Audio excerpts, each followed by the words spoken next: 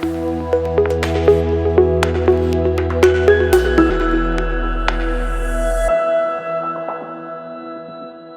Friends, welcome back to our channel. RPF constable నుంచి ఒక కొత్త నోటిఫికేషన్ అయితే రిలీజ్ కావడం జరిగింది. మనకి ఎటువంటి ఎక్స్పీరియన్స్ అయితే లేదు, ఓన్లీ 10th సర్టిఫికేట్ ఉంటే చాలు ఈ యొక్క పోస్టులకి అయితే అప్లై చేసుకోవచ్చు. మనకి అప్లికేషన్ ఫీజు కూడా చెల్లించాలి, మళ్ళీ తర్వాత మనకి రిఫండబుల్ అయితే అవుతుంది అనమాట. టోటల్ పోస్టులు వచ్చేసి మనకి 4208 అయితే వేకెన్సీస్ అయితే ఇవ్వడం జరిగింది. మేల్ ఫీమేల్ ప్రతి ఒక్కరు ఏ రాష్ట్రానికి చెందిన వాళ్ళైనా ఈ యొక్క పోస్టులకి అయితే అప్లై చేసుకోవచ్చు. ఫుల్ డీటెయిల్స్ అయితే వీడియోలో ఎక్స్ప్లెయిన్ చేశాను, చూసి అప్లై చేసుకోండి. అంతకంటే ముందుగా మీకు ఒక చిన్న రిక్వెస్ట్ అండి, వీడియో నచ్చినట్లయితే కంపల్సరీగా లైక్ చేయండి, అలాగే ఛానల్ సబ్స్క్రైబ్ చేసుకోకుంటే సబ్స్క్రైబ్ చేసుకోండి.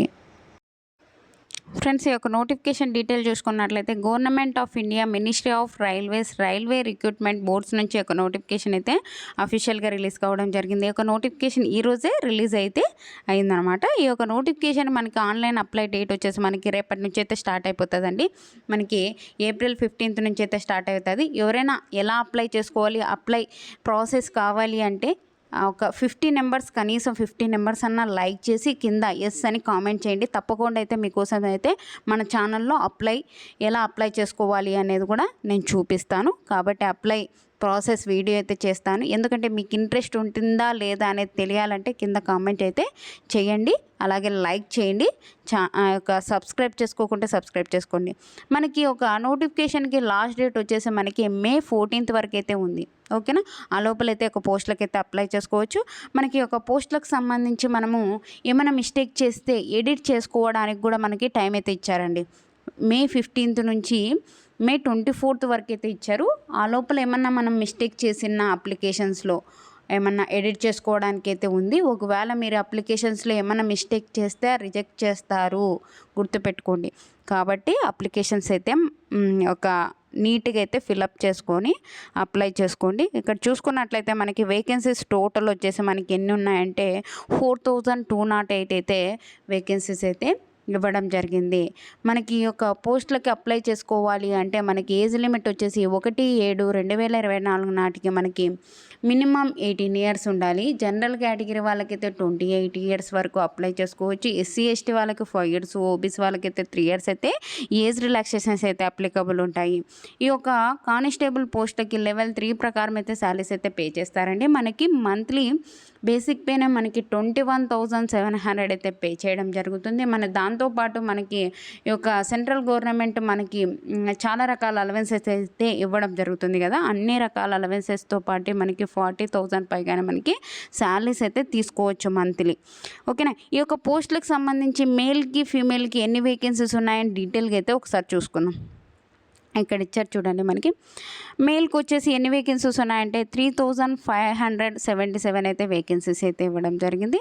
దాంట్లో జనరల్ కేటగిరీ వాళ్ళకి వచ్చేసి 1,450, SC వాళ్ళకి 536, ST వాళ్ళకి 268, OBC వాళ్ళకి 966, EWS వాళ్ళకి వచ్చేసి 357 అయితే వేకెన్సీస్ అయితే ఇవ్వడం జరిగింది. మన ఫీమేల్కి వచ్చేసి టోటల్ వచ్చేసి మనకి 631 అయితే వేకెన్సీస్ అయితే ఇవ్వడం జరిగింది. జనరల్ కేటగిరీలో 256, SC వాళ్ళకి 95, ST వాళ్ళకి 47, OBC వాళ్ళకి 170, EWS వాళ్ళకి వచ్చేసి 63 అయితే వేకెన్సీస్ ఉన్నాయి. అలాగే మనకి ఎక్స్ సర్వీస్ మ్యాన్ 10% అయితే మనకి ఒక వేకెన్సీస్ వచ్చేసి 420 అయితే వేకెన్సీస్ అయితే ఇవ్వడం జరిగింది. ఈ యొక్క పోస్టులకి ఎవరు అప్లై చేసుకోవచ్చు అని చూసుకున్నట్లయితే ఇక్కడ ఇచ్చారు చూడండి. ఇండియన్ సిటిజన్స్ అయితే చాలు ఈ యొక్క పోస్టులకి అయితే అప్లై చేసుకోవచ్చు. ఇక్కడ ఇచ్చారు చూడండి. మనకి all India citizens male or female ప్రతి ఒక్కరికి వేకెన్సీస్ అయితే ఇవ్వడం జరిగింది. ప్రతి ఒక్కరైతే ఒక పోస్టులకి అయితే అప్లై చేసుకోవచ్చు. ఈ యొక్క కానిస్టేబుల్ పోస్టులకి మనకి ఒక డేట్ ఆఫ్ బర్త్తో సహా మనకి డీటెయిల్గా అయితే ఏజ్ లిమిట్ అయితే ఇచ్చారు, ఒకసారి అయితే చూసుకోవచ్చు అనమాట. నేను చెప్పాను కదండి ఇందాక SC ST వాళ్ళకి 5 years ఏజ్ రిలాక్సేషన్స్ ఉంటుంది. అలాగే OBC వాళ్ళకైతే 3 years వరకు అయితే ఏజ్ రిలాక్సేషన్స్ అయితే అప్లికబుల్ ఉంటాయి. మనకి డేట్ ఆఫ్ బర్త్తో సహా మనకి ఏ కేటగిరీ వాళ్ళకి ఎంత డేట్ ఆఫ్ బర్త్ అనేది కూడా క్లియర్ కట్గా అయితే ఒక నోటిఫికేషన్లోనే ఇవ్వడం జరిగింది. ఈ యొక్క పోస్టులకు అప్లై చేసుకోవాలి అంటే ఎడ్యుకేషన్ క్వాలిఫికేషన్ ఏం లేదండి, ఓన్లీ 10th క్లాస్ పాస్ అయితే చాలు. ఓకేనా. ఎటువంటి ఎక్స్పీరియన్స్ అయితే లేదు. ఓన్లీ 10th సర్టిఫికేట్ మీ దగ్గర ఉంటే అప్లై చేసుకోండి. మీ ఫ్రెండ్స్, మీ రిలేటివ్స్ ఎవరన్నా ఇంటి దగ్గర ఉంటారు 10th చదివి ఖాళీగా ఉన్నట్లు అయితే ఈ యొక్క పోస్టులకైతే అప్లై చేసుకోండి. మనకు అప్లికేషన్ ఫీజు కూడా చాలా తక్కువ, అంటే చాలా తక్కువ, మనకి రీఫండబుల్ కూడా అవుతుంది. కాబట్టి మీ ఫ్రెండ్స్, మీ రిలేటివ్స్ ఉంటే ఖచ్చితంగా అయితే అప్లై చేయండి. మనం అప్లై చేస్తే కదా మనకి జాబ్ వస్తుందో లేదా అని తెలిసేది. కాబట్టి అప్లై చేసుకోండి. 10th క్లాస్ పాస్ అయితే చాలన్నమాట. ఈ యొక్క పోస్టులకు అప్లికేషన్ ఫీజు చూసుకున్నట్లయితే ఒక ఎస్సీ ఎస్టీ వాళ్ళకి, అలాగే ఎక్స్ సర్వీస్ మ్యాన్ ఫీమేల్కి అయితే 250 పే చేయాలి. 250 మనకి రీఫండబుల్ అయితే అవుతుందండి. ఓకేనా. అలాగే ఈడబ్ల్యూఎస్ జనరల్ కేటగిరీ ఓబీసీ వాళ్ళకైతే 500 అయితే పే చేయాలి.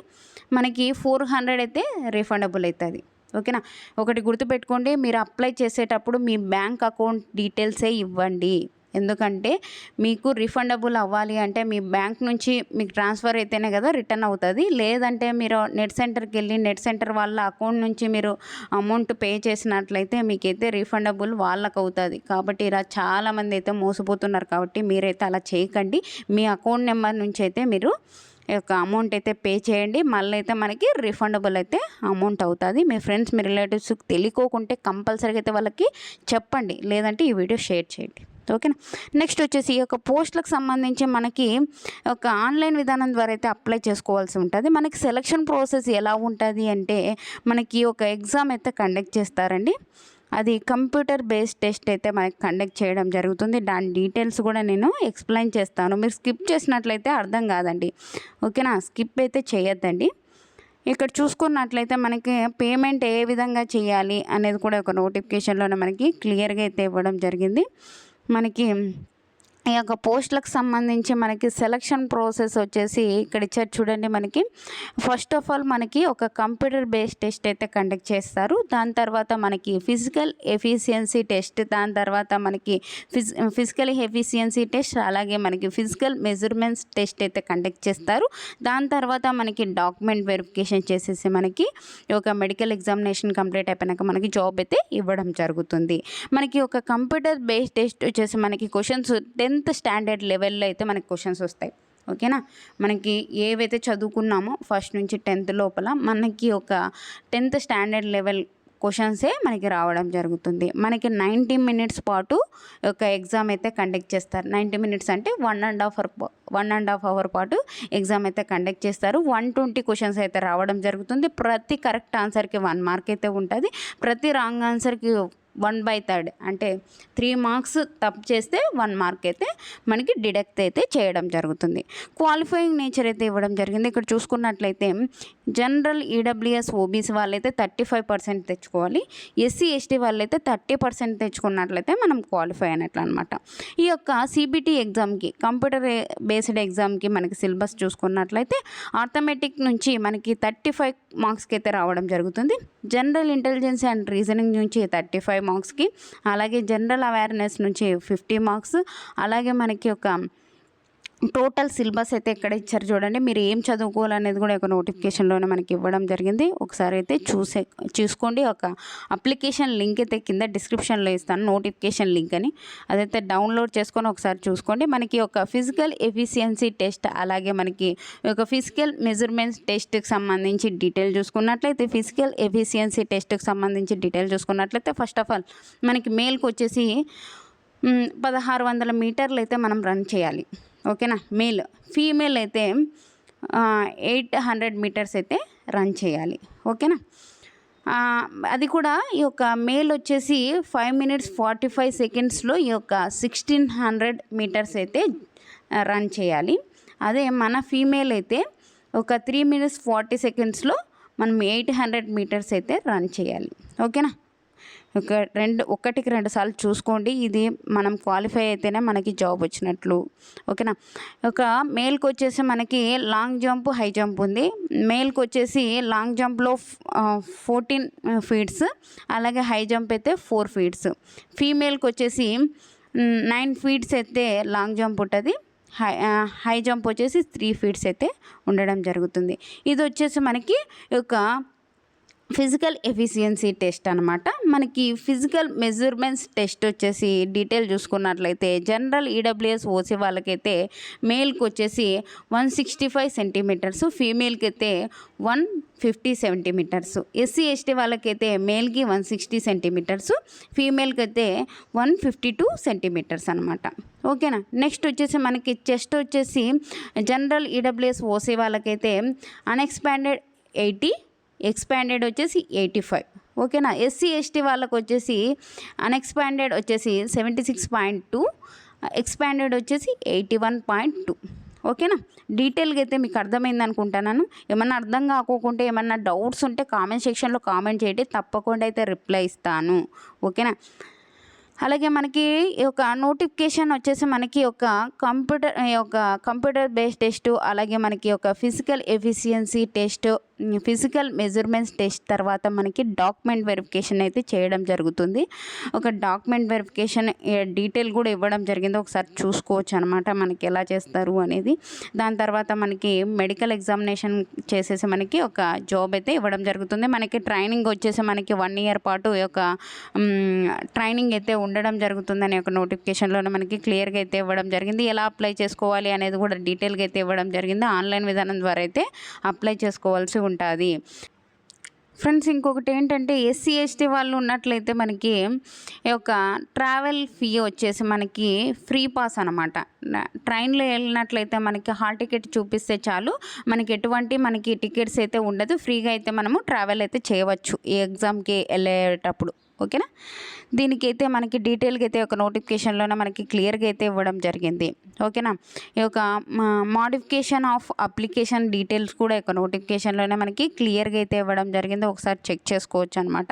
ఈ యొక్క నోటిఫికేషన్ లింక్ అయితే డిస్క్రిప్షన్లో ఇస్తాను, అక్కడికి వెళ్ళి చూసుకొని డీటెయిల్గా అయితే ఒక పోస్టులకి అయితే అప్లై చేసుకోండి. మనకి అన్నీ కూడా మనకి ఎక్స్ప్లెయిన్ అయితే చేయడం జరిగింది ఈ యొక్క నోటిఫికేషన్లోనే. ఓకేనా.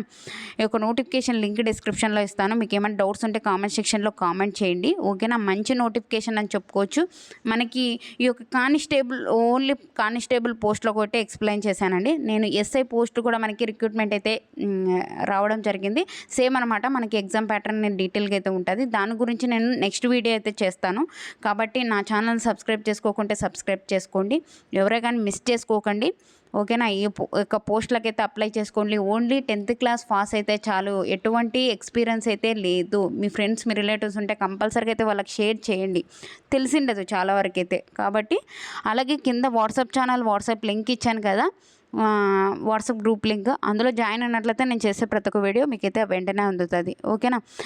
కనీసం 50 నెంబర్స్ అన్న లైక్ చేసి కింద కామెంట్ సెక్షన్లో ఎస్ అని కామెంట్ చేస్తే తప్పకుండా అయితే మీకోసం ఆన్లైన్ అప్లై ప్రాసెస్ వీడియో అయితే చేయగలుగుతాను. ఎందుకంటే మీ సపోర్టింగ్ ఉంటేనే కదండి నేను కూడా చేయగలను. Please okay. లైక్ చేయకపోతే లైక్ చేయండి, ఛానల్ సబ్స్క్రైబ్ చేసుకోకుంటే సబ్స్క్రైబ్ చేసుకోండి. థ్యాంక్ యూ అండి. Thank you for watching. Have a nice day.